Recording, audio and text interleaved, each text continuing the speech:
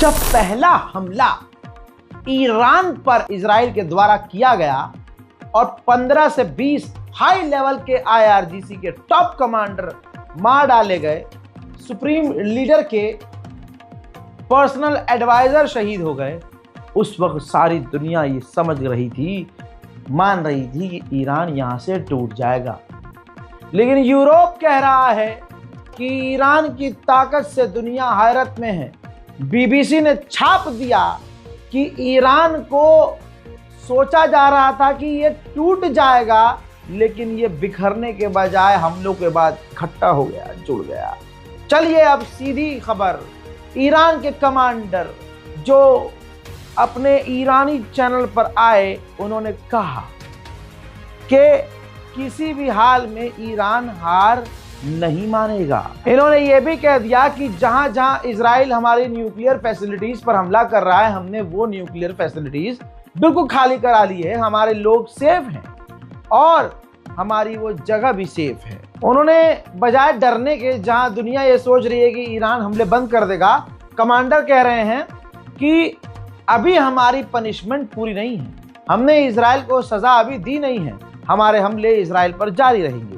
इन्होंने ये भी कह दिया कि हो सकता है इजराइल अमेरिका हमारे फॉरदो न्यूक्लियर फैसिलिटी को उड़ा दे, लेकिन इसका मतलब ये नहीं है कि इजराइल बच जाएगा, हम इजराइल को नहीं छोड़ेंगे। कमांडर ने इजराइल की धज्जियां फैक्ट पर उड़ाई है।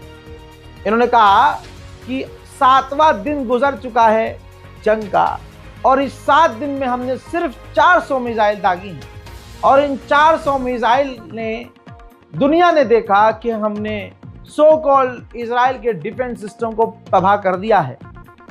आयरन डोम अब गिनती में नहीं है।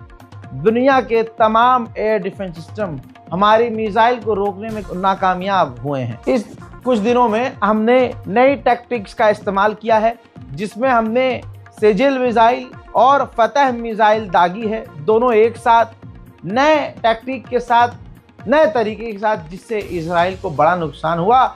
इजराइल इन्हें रोकने में नाकामयाब हुआ।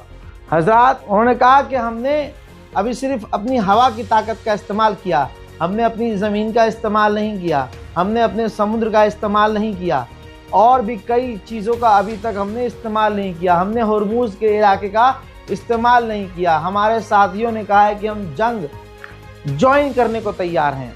जी हाँ, नाम नहीं लिया कि कौन ईरान के साथ जंग में कूदने को तैयार है और ईरान की मदद करने को तैयार है, लेकिन इन्होंने कहा कि हमने अभी किसी से मदद नहीं मांगी है। इजराइल की ही स्टाइल में कमांडर ने कहा कि इजराइल हथियार डाले, इजराइल सरेंडर करे, तभी ये जंग खत्म होगी। ईरान की ताकत दुनिया मान चुकी है।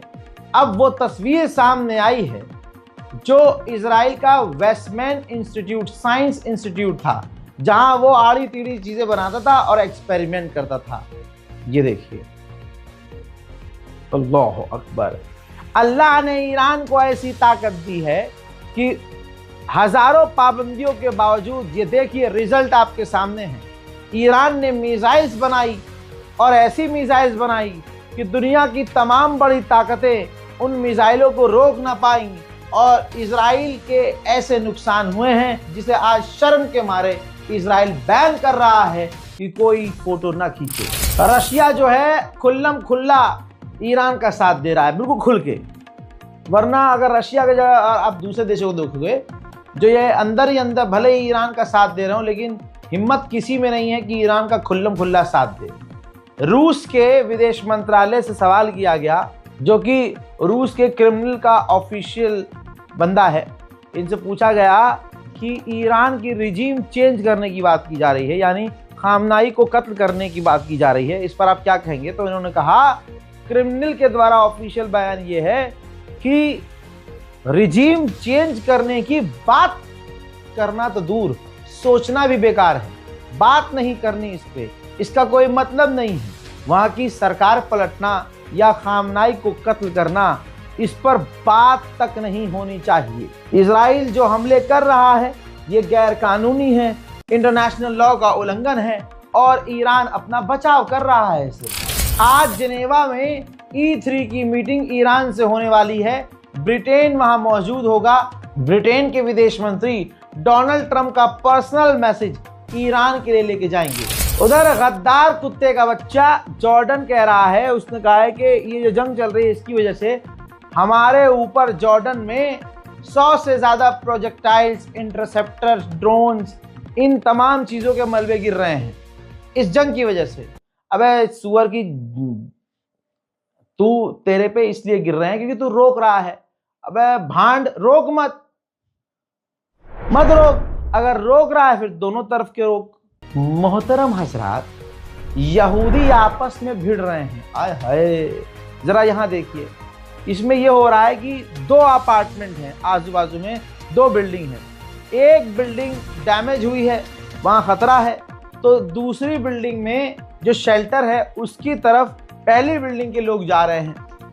तो जो बिल्डिंग है, जिस बिल्डिंग में अब ये भीड़ जा रही थी, तो उस भीड़ ने कहा कि ना, हमारी बिल्डिंग के शेल्टर में नहीं जाओगे, आपकी बिल्डिंग का शेल्टर खराब हो गया, जाके गवर्नमेंट से बात करो, कहीं और जाओ।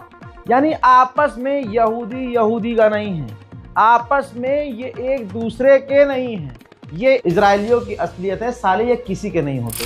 खबर यह है कि अगर ईरान ने स्ट्रेट ऑफ हॉर्मुज को बंद कर दिया तो आधी दुनिया इधर से उधर नहीं जा पाएगी, पूरी दुनिया पर असर होगा और खासकर अमेरिका की नेवी को बड़ा नुकसान होगा। इसीलिए डोनाल्ड ट्रंप सोच रहे हैं कि अभी हमला करें कि ना करें, क्या करें, कोई ऐसा रास्ता निकालें से स्ट्रेट ऑफ हॉर्मुज खुला रहे। डरे हुए सो कॉल्ड सुपर पावर ने इराक की राजधानी बगदाद से अपने अमेरिकी ऑफिशियल्स को और लोगों को निकालना शुरू कर दिया है। हवा निकली हुई है, सिट्टी पुट्टी गुम है, समझ में नहीं आ रहा है अमेरिका वो करें कि क्या करें। बात इज्जत और नाक पर आई हुई है। उधर ईरान लगातार अपने चारों तरफ मिसाइल और ड्रोन इंटरसेप्ट कर रहा है लगातार।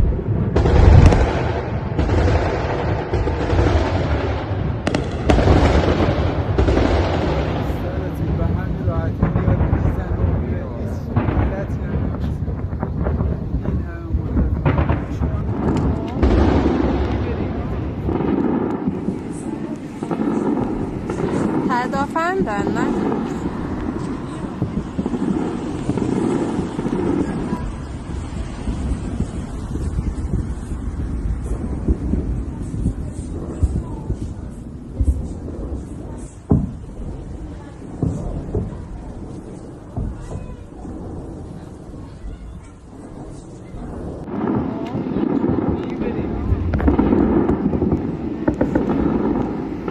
هدفم دارن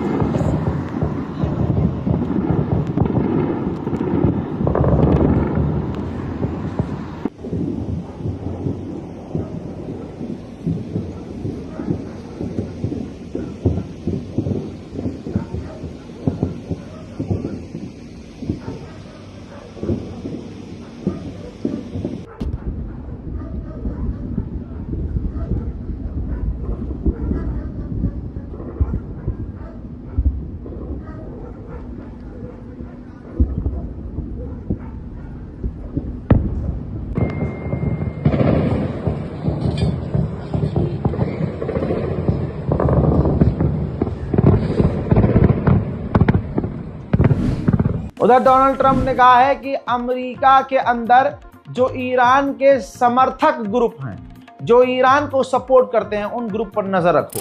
हालात जो भी हैं मैंने आपको सब बताया है, कुछ नहीं छुपाया है और दोनों तरफ की जानकारी दी है। लिहाजा इस रिपोर्ट को शेयर कीजिए। मिडिल ईस्ट से जुड़ी हुई तमाम डिटेल खबर के लिए, सबसे पहले जानने के लिए, सटीक जानकारी के लिए। मजेदार बात यह है कि बहुत सारे गोदी मीडिया हमारे चैनल का जो है सोर्स इस्तेमाल कर रहे हैं। भले ही हमें नाम की ज़रूरत नहीं है, लेकिन हमें पता है, क्योंकि हम अभी जो खबर दे रहे हैं, जो मैंने अभी आपको खबर दी है, गोदी मीडिया आपको ये खबर 3 घंटे बाद देगा, 2 घंटे के बाद देगा। और मैं एक वीडियो में जहां 50 खबर दे रहा हूं, गोदी मीडिया और दूसरे चैनल आपको एक वीडियो के अंदर अपने एक एपिसोड में 5 खबर देंगे और एक खबर को वो 11 मरतबा पढ़ेंगे, बीच में 4 बार ऐड लगाएंगे। तवज्जो है। लिहाजा अपना समय बचाइए।